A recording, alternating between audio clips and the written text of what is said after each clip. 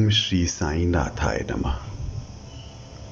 श्री साई सच्चरित्र अध्याय 23। योग और प्याज, श्यामा की सर्पदंश से मुक्ति, विसूचिका अर्थात हैजा निवारणार्थ नियमों का उल्लंघन तथा गुरु भक्ति की कठिन परीक्षा। प्रस्तावना। वस्तुतः मनुष्य त्रिगुणमय, 3 गुण अर्थात सत्व, रज, तम है तथा माया के प्रभाव से ही उसे भासित होने लगता है कि मैं शरीर हूं। दैहिक बुद्धि के आवरण के कारण ही वह ऐसी धारणा बना लेता है कि मैं ही कर्ता और उपभोग करने वाला हूं, और इस प्रकार वह अपने को अनेक कष्टों में स्वयं फंसा लेता है। फिर उसे छुटकारे का कोई मार्ग नहीं सूझता। मुक्ति का एकमात्र उपाय है गुरु के श्री चरणों में अटल प्रेम और भक्ति। सबसे महान अभिनयकर्ता भगवान साईं ने भक्तों को पूर्ण आनंद पहुंचाकर उन्हें निज स्वरूप में परिवर्तित कर लिया है। उपर्युक्त कारणों से हम साईं बाबा को ईश्वर का ही अवतार मानते हैं, परंतु वे सदा यही कहा करते थे कि मैं तो ईश्वर का दास हूं। अवतार होते हुए भी मनुष्य को किस प्रकार आचरण करना चाहिए तथा अपने वर्ण के कर्तव्यों को किस प्रकार निभाना चाहिए, इसका उदाहरण उन्होंने लोगों के समक्ष प्रस्तुत किया। जो सब जड़ और चेतन पदार्थों में ईश्वर के दर्शन करता हो, उसको विनयशीलता ही उपयुक्त थी। उन्होंने किसी की उपेक्षा या अनादर नहीं किया। वे सब प्राणियों में भगवत दर्शन करते थे। उन्होंने यह कभी नहीं कहा कि मैं अनलहक सोहम हूं। वे सदा यही कहते थे कि मैं तो यादे हक दासो हम हूं। अल्लाह मालिक सदा उनके ओंठों पर था। हम अन्य संतों से परिचित नहीं हैं और ना ही हमें ज्ञात है कि वे किस प्रकार आचरण किया करते हैं अथवा उनकी दिनचर्या इत्यादि क्या है। ईश कृपा से केवल हमें इतना ही ज्ञात है कि वे अज्ञान और बद्ध जीवों के निमित्त स्वयं अवतीर्ण होते हैं। शुभ कर्मों के परिणाम स्वरूप ही हम में संतों की कथाएं और लीलाएं श्रवण करने की इच्छा उत्पन्न होती है, अन्यथा नहीं।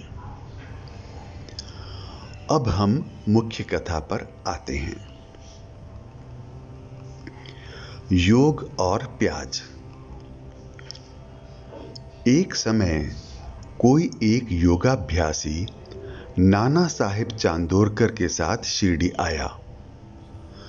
उसने पातंजल योग सूत्र तथा योग शास्त्र के अन्य ग्रंथों का विशेष अध्ययन किया था, परंतु वह व्यावहारिक अनुभव से वंचित था।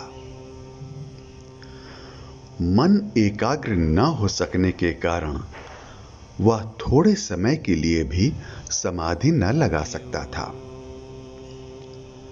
यदि साईं बाबा की कृपा प्राप्त हो जाए तो उनसे अधिक समय तक समाधि अवस्था प्राप्त करने की विधि ज्ञात हो जाएगी।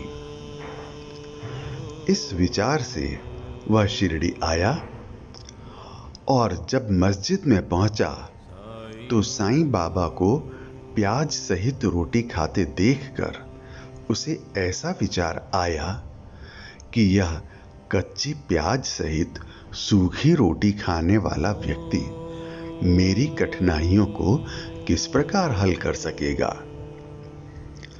साईं बाबा अंतर्ज्ञान से उसका विचार जानकर तुरंत नाना साहब से बोले, ओ नाना, जिसमें प्याज हजम करने की शक्ति है उसको ही उसे खाना चाहिए, अन्य को नहीं।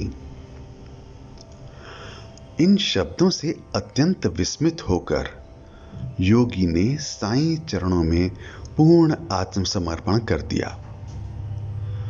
शुद्ध और निष्कपट भाव से अपनी कठिनाइयां बाबा के समक्ष प्रस्तुत करके उनसे उनका हल प्राप्त किया और इस प्रकार संतुष्ट और सुखी होकर बाबा के दर्शन और उदी लेकर वह शिरडी से चला गया। श्यामा की सर्पदंश से मुक्ति। कथा प्रारंभ करने से पूर्व हेमाड पंत लिखते हैं कि जीव की तुलना पालतू तोते से की जा सकती है, क्योंकि दोनों ही बद्ध हैं, एक शरीर में तो दूसरा पिंजरे में। दोनों ही अपनी बद्धावस्था को श्रेयस्कर समझते हैं, परंतु यदि हरि कृपा से उन्हें कोई उत्तम गुरु मिल जाए और वह उनके ज्ञान चक्षु खोलकर उन्हें बंधन मुक्त कर दे तो उनकी चेतना का स्तर उच्च हो जाता है, जिसकी तुलना में पूर्व संकीर्ण स्थिति सर्वथा तुच्छ ही थी। गत अध्याय में किस प्रकार श्री मिरीकर पर आने वाले संकट की पूर्व सूचना देकर उन्हें उससे बचाया गया, इसका वर्णन किया जा चुका है। पाठक वृंद अब उसी प्रकार की एक और कथा श्रवण करें। एक बार श्यामा को विषधर सर्प ने उसके हाथ की उंगली में डस लिया। समस्त शरीर में विष का प्रसार हो जाने के कारण वे अत्यंत कष्ट का अनुभव करके क्रंदन करने लगे कि अब मेरा अंतकाल समीप आ गया है। उनके इष्ट मित्र उन्हें भगवान विठोबा के पास ले जाना चाहते थे, जहां इस प्रकार की समस्त पीड़ाओं की योग्य चिकित्सा होती है। परंतु श्यामा मस्जिद की ओर ही दौड़ा, अपने विठोबा श्री साईं बाबा के पास। जब बाबा ने उन्हें दूर से आते देखा तो वे झिड़कने और गाली देने लगे। वे क्रोधित होकर बोले, अरे ओ नादान कृतघ्न ब्राह्मण, ऊपर मत चढ़, सावधान यदि ऐसा किया तो। और फिर गर्जना करते हुए बोले, हट, दूर हट, नीचे उतर। श्री साईं बाबा को इस प्रकार अत्यंत क्रोधित देख श्यामा उलझन में पड़ गया और निराश होकर सोचने लगा कि केवल मस्जिद ही तो मेरा घर है और साईं बाबा मात्र असहायों के आश्रयदाता हैं, और जब वे ही इस प्रकार मुझे यहां से भगा रहे हैं तो मैं अब किसकी शरण में जाऊं। उसने अपने जीवन की आशा ही छोड़ दी और वहीं शांतिपूर्वक बैठ गया। थोड़े समय के पश्चात जब बाबा पूर्ववत शांत हुए तो श्यामा ऊपर आकर उनके समीप बैठ गया। तब बाबा बोले, डरो नहीं, तिल मात्र भी चिंता मत करो। दयालु फकीर तुम्हारी अवश्य रक्षा करेगा। घर जाकर शांति से बैठो और बाहर न निकलो। मुझ पर विश्वास कर निर्भय होकर चिंता त्याग दो। उन्हें घर भिजवाने के पश्चात ही पीछे से बाबा ने तात्या पाटिल और काका साहेब दीक्षित के द्वारा यह कहला भेजा कि वह इच्छानुसार भोजन करें, घर में टहलते रहें, लेटें नहीं और ना ही शयन करें। कहने की आवश्यकता नहीं कि आदेशों का अक्षरशः पालन किया गया और थोड़े समय में ही श्यामा पूर्ण स्वस्थ हो गए। इस विषय में केवल यही बात स्मरण योग्य है कि बाबा के शब्द हट, दूर हट, नीचे उतर श्यामा को लक्ष्य करके नहीं कहे गए थे, जैसा कि ऊपर से प्रतीत होता है, वरन उस सांप और उसके विष के लिए ही यह आज्ञा थी, अर्थात श्यामा के शरीर में विष न फैलाने की आज्ञा थी।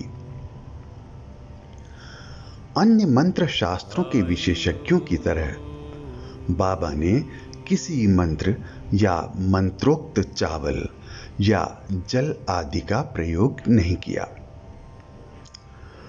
इस कथा और इसी प्रकार की अन्य कथाओं को सुनकर साईं बाबा के चरणों में यह दृढ़ विश्वास हो जाएगा कि यदि माया युक्त संसार को पार करना हो तो केवल श्री साईं चरणों का हृदय में ध्यान करो।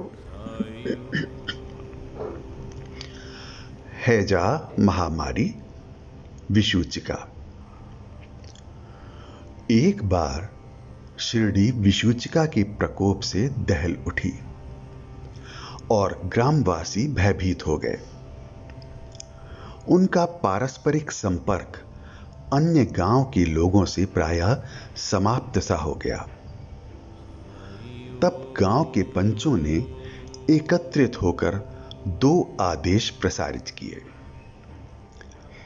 प्रथम, लकड़ी की एक भी गाड़ी गांव में न आने दी जाए तथा द्वितीय, कोई भी बकरे की बलि न दे। इन आदेशों का उल्लंघन करने वाले को मुखिया और पंचों द्वारा दंड दिया जाएगा। बाबा तो जानते ही थे कि यह सब केवल अंधविश्वास ही है और इसी कारण उन्होंने पंचों के आदेशों की कोई चिंता न की। जब ये आदेश लागू थे तभी एक लकड़ी की गाड़ी गांव में आई। सबको ज्ञात था कि गांव में लकड़ी का अधिक अभाव है, फिर भी लोग उस गाड़ी वाले को भगाने लगे। यह समाचार कहीं बाबा के पास पहुंच गया। तब वे स्वयं वहां आए और गाड़ी वाले से गाड़ी को मस्जिद में ले चलने को कहा। बाबा के विरुद्ध कोई चुंग चपाट तक भी न कर सका। यथार्थ में बाबा को धूनी के लिए लकड़ियों की अत्यंत आवश्यकता थी और इसीलिए उन्होंने वह गाड़ी मोल ले ली। एक महान अग्निहोत्र की तरह उन्होंने जीवन भर धूनी को चैतन्य रखा। बाबा की धूनी दिन रात प्रज्वलित रहती थी और इसके लिए वे लकड़ियां एकत्रित करके रखते थे। बाबा का घर अर्थात मस्जिद सबके लिए सदैव खुली थी। उसमें किसी ताले चाबी की आवश्यकता न थी। गांव के गरीब आदमी अपने उपयोग के लिए उसमें से लकड़ियां निकाल भी ले जाया करते थे, परंतु बाबा ने इस पर कभी कोई आपत्ति न की। बाबा तो संपूर्ण विश्व को ईश्वर से ओतप्रोत देखते थे, इसलिए उनमें किसी के प्रति घृणा या शत्रुता की भावना न थी। पूर्ण विरक्त होते हुए भी उन्होंने एक साधारण गृहस्थ का सा उदाहरण लोगों के समक्ष प्रस्तुत किया। गुरु भक्ति की कठिन परीक्षा। अब देखिए दूसरे आदेश की भी बाबा ने क्या दशा की। वह आदेश लागू रखते समय कोई मस्जिद में एक बकरा बलि देने लाया गया। वह अत्यंत दुर्बल, बूढ़ा और मरने ही वाला था। उस समय मालेगांव के फकीर पीर मोहम्मद उर्फ बड़े बाबा भी उनके समीप ही खड़े थे। बाबा ने उन्हें बकरा काट कर बलि चढ़ाने को कहा। श्री साईं बाबा बड़े बाबा का आदर किया करते थे, इस कारण वे सदैव उनके दाहिनी ओर ही बैठा करते थे। सबसे पहले वे ही चिलम पीते और फिर बाबा को देते, बाद में अन्य भक्तों को। जब दोपहर को भोजन परोस दिया जाता, तब बाबा बड़े बाबा को आदर पूर्वक बुलाकर अपने दाहिनी ओर बिठाते और तब सब भोजन करते। बाबा के पास जो दक्षिणा एकत्रित होती, उसमें से वे 50 रुपए प्रतिदिन बड़े बाबा को दे दिया करते थे। जब वे लौटते तो बाबा भी उनके साथ 100 कदम तक जाया करते थे।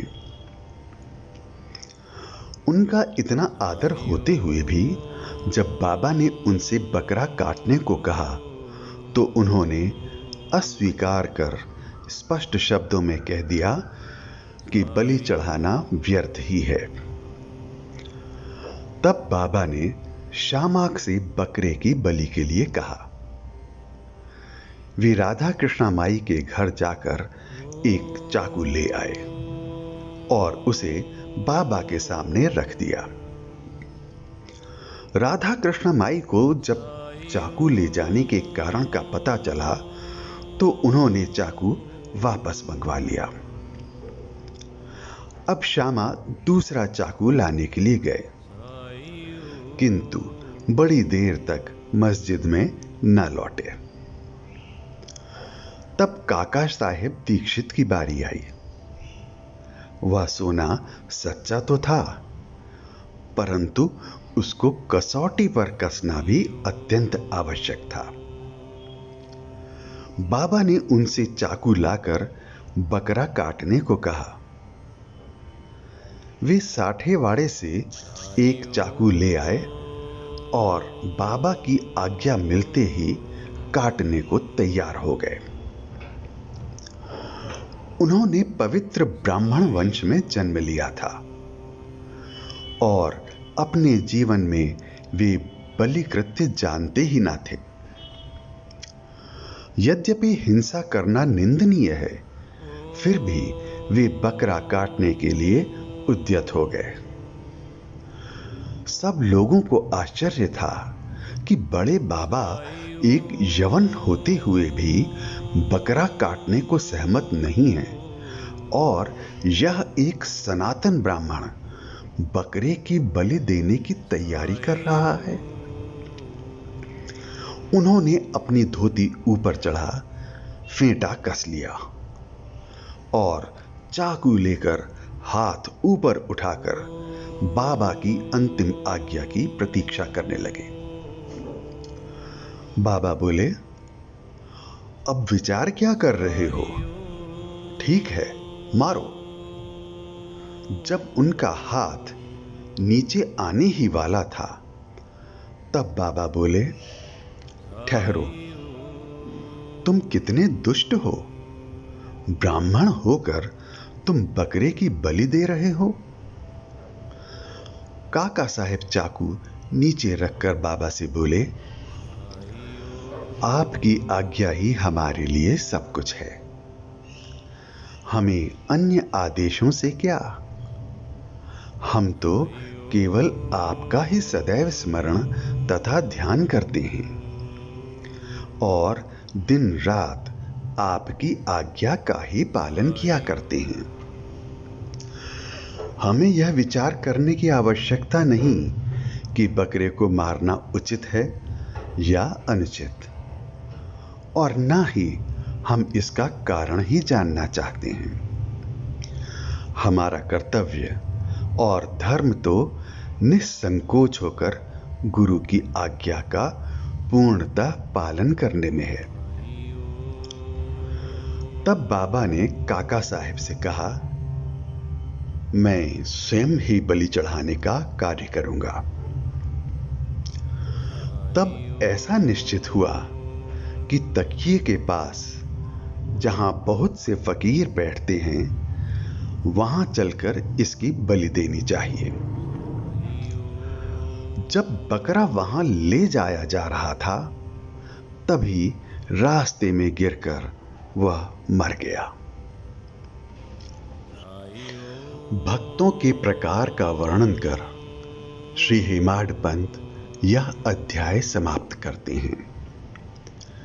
भक्त 3 प्रकार के हैं।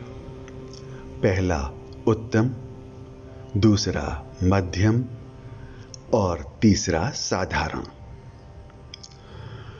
प्रथम श्रेणी के भक्त वे हैं जो अपने गुरु की इच्छा पहले से ही जानकर अपना कर्तव्य मानकर सेवा करते हैं। द्वितीय श्रेणी के भक्त वे हैं जो गुरु की आज्ञा मिलते ही उसका तुरंत पालन करते हैं।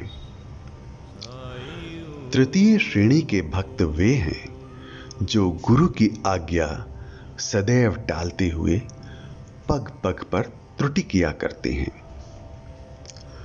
भक्तगण यदि अपनी जागृत बुद्धि और धैर्य धारण कर दृढ़ विश्वास स्थिर करें, तो निस्संदेह उनका आध्यात्मिक ध्येय उनसे अधिक दूर नहीं है। श्वासोश्वास का नियंत्रण, हठ योग या अन्य कठिन साधनाओं की कोई आवश्यकता ही नहीं है।